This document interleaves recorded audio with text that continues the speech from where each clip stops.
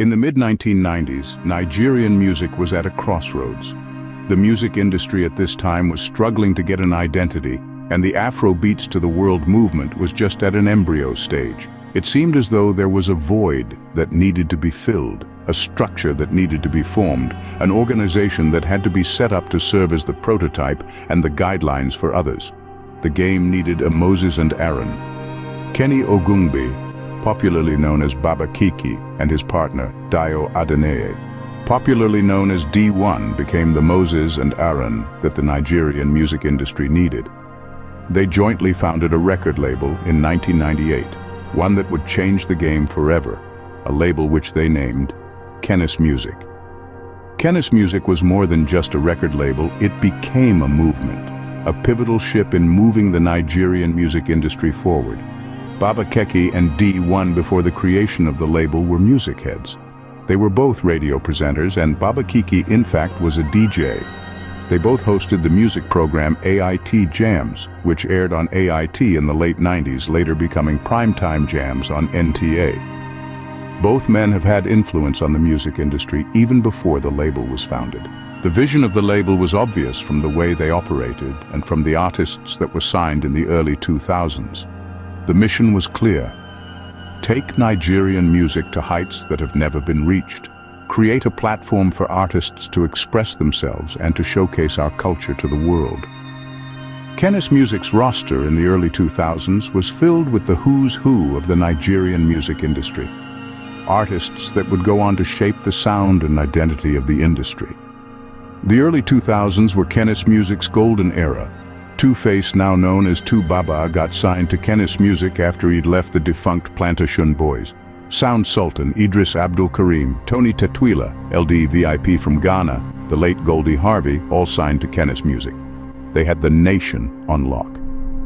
In those years, everything out of Kennis Music was either a hit or on the news.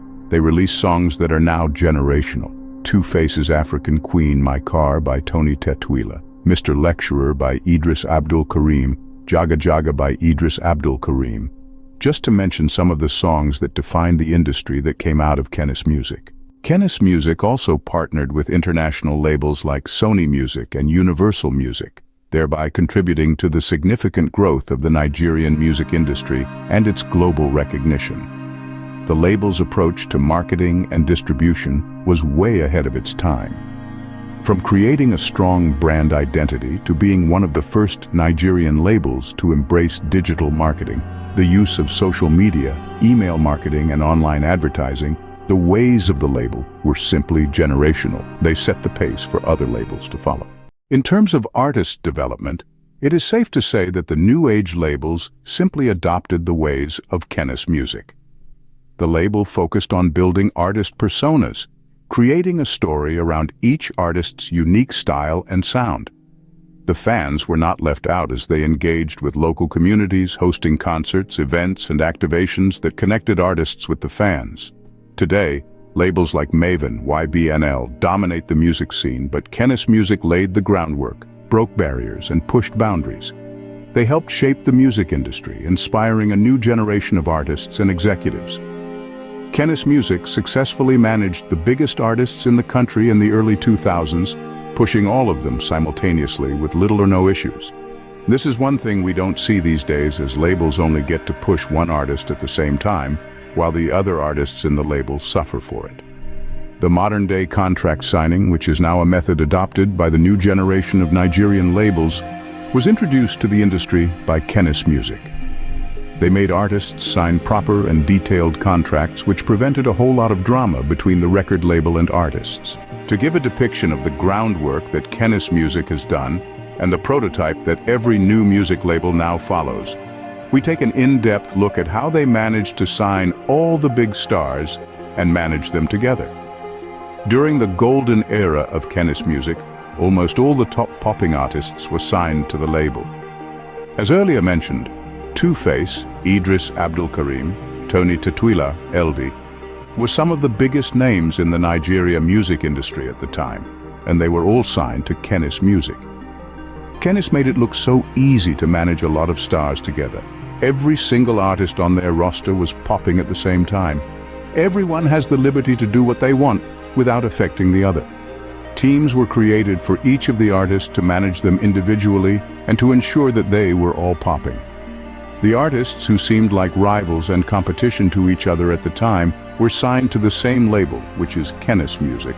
No one of the artists sounded the same, and this made it easier for all of them to be pushed together at the same time. In recent years, taking the Mohit's Mavin artist pipeline as an example, we discover that what Kennis managed to pull off so easily is no easy feat. Managing a number of artists all at the same time is such a big challenge, and this is seen clearly in the Mohit's Mavin pipeline. No two artists on these labels popped at the same time. When it was D'banj who was popping, other artists on the label had to take a back seat. Wanda Cole had one of best debut albums at the time, but the album suffered because it was not pushed to full potential because the label had to focus on Prince, who was the new artist they were trying to push at the time. Down the years, in the Mavin era, there has been no much difference. When it was Ricardo who was popping, Corridi Bell and the likes had to take a back seat. Deja at some point seemed forgotten because Tiwa Savage was being pushed. In more recent years, 2021, Mavin, in their new era, has now sort of adopted the Kennis Music prototype, whereby they sign different artists of different qualities and sound and push them all at the same time such that one's shine doesn't dim the other. Although it has not been done to perfection, which is more testament to the incredible work that Kennis Music was able to do, it is super obvious that Mavin has now taken big lessons from the textbook, which is Kennis Music. The Kennis Music story is one of innovation, excellence, and legacy. It is a reminder that the true power of music lies in its ability to inspire, to uplift, and to bring people together. The legacy of Kennis Music will forever remain alive in the Nigerian music industry, and their impact will never be forgotten, as it will always remain seen.